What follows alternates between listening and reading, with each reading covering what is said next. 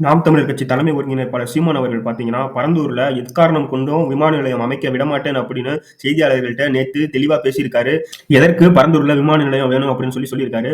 ஏற்கனவே இருக்கிற 1500 ஏக்கர்லயே பறக்க விமானம் கிடையாது. ஆனா இப்ப புதுசா 1500, 2000 ஏக்கர்னு எடுத்து இங்க நீங்க விமானம் விட போறீங்க. சொந்தமா இந்தியாவுக்கு விமானங்கிறதே கிடையாது. எதுக்கு உங்களுக்கு விமான நிலையம்? மேலும் எதுக்கு யாரு கேட்டா உங்கள்ட்ட? மக்கள் எதுவும் எனக்கு விமான நிலையம் வேணும்னு போராடினாங்களா? அப்படி ஒரு போராட்டத்தை காட்டுங்க அப்படின்னு மிகப்பெரிய குற்றச்சாட்டை வச்சிருக்காரு.